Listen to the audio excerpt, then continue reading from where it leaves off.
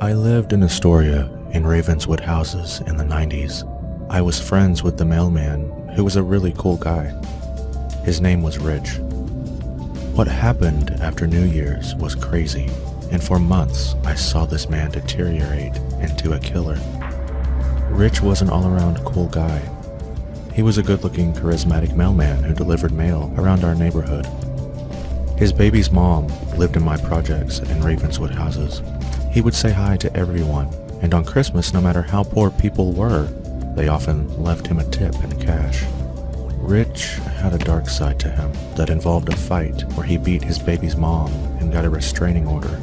He broke her orbital bone during an argument. During that year, his girlfriend would often walk around with 2 black eyes or a swollen cheek. He was beating her. He did not show up for 2 weeks because of some departmental procedure suspending him till they found out what the case was about. I saw him 2 weeks later and Rich was less cheery. The new year brought him a child support garnishment for his kid and legal problems, not to mention problems regarding custody. A few months passed and I had noticed him staring into the distance of the hot sun. He did not look good. His long stares would be longer and longer, and it would take his name being called 3 times for him to respond. Everyone around the area heard he had broken a court order and beat his girlfriend again. Rich was not the cheery, charismatic man we had once known, but something darker. One day, coming out from work, I see a Telemundo truck with Eyewitness News Channel 7 and a New York One news van. Rich killed his wife and 7-year-old and 13-year-old stepson. Both heads were chopped off. The kid's penis was found in their mouths. Both heads were in a closet. They lived 2 buildings down from me, and my friend was their neighbor. Cops sealed off the building. Rich tried to slit his wrist, but failed and was taken by an ambulance. After detectives left the crime scene 2 weeks later and everything was concluded, we snuck through my neighbor's yard, who lived next door to the crime scene. All the action took place in the kitchen. There were trails of blood from the living room leading into the bedroom, like the bodies had been dragged. The bedroom had a broken door, but we didn't go inside. This was before crime scene cleanup came.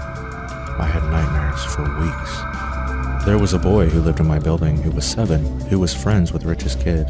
He became completely traumatized after he heard about his friend's death. His mother encouraged me to talk to him, since he looked up to me as a big brother. I remember he asked me, "Why do people hurt kids?" I could only say, "Because they are sick in their heads." He sobbed in front of me and I, of course, comforted him. From that point on, I had trouble sleeping for a while. Going in the actual murder scene made things much worse. I will always remember a blank stare when I joked around with him. It was like he was staring through me.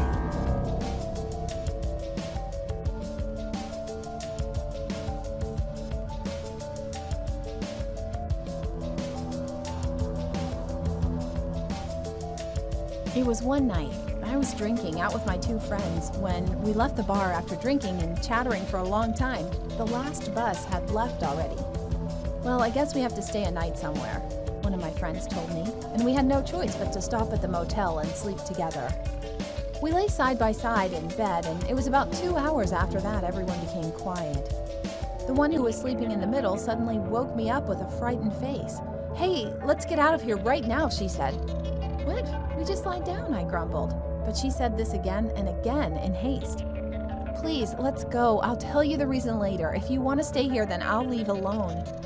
I felt something uneasy about her reaction, so I woke up and shook another friend's shoulder lying next to me.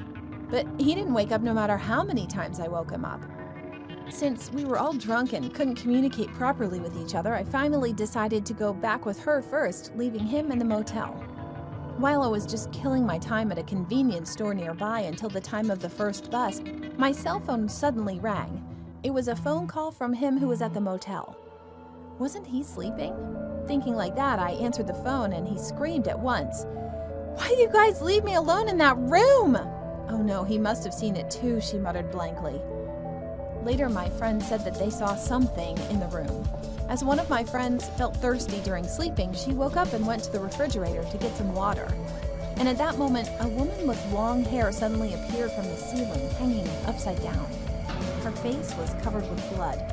She heard a voice from her that seemed to appeal to something, but she couldn't understand what it meant. Her body was so stiff that she couldn't move, as if she had been paralyzed. However, the moment she turned her eyes, the woman disappeared and she was finally able to move again. Early that day, I joined with my boyfriend and went home right away, but I couldn't get rid of my uncomfortable feeling. And I couldn't get over it until the next day around noon. So we ended up heading back to the motel to complain to the custodian. However, the police and police cars were crowded around the hotel when we got there. We found the custodian in front of the hotel entrance and approached him. What's going on here?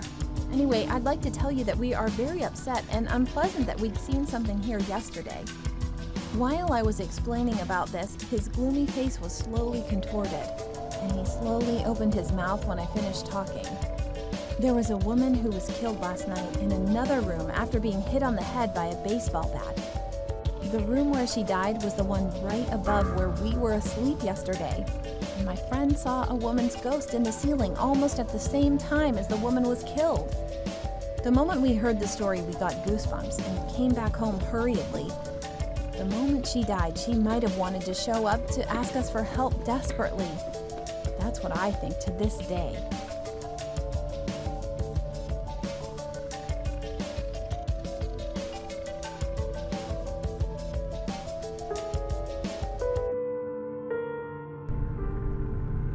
I was only 9 at the time, and we had just moved to a better location.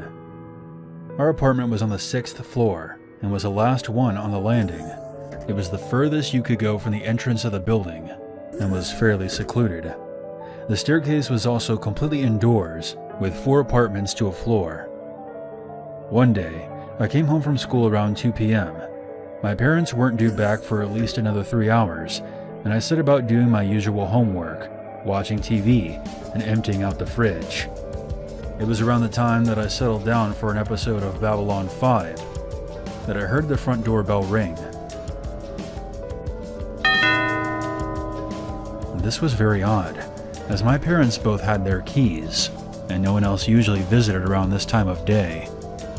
I went over to the front door and asked, "Who is it?"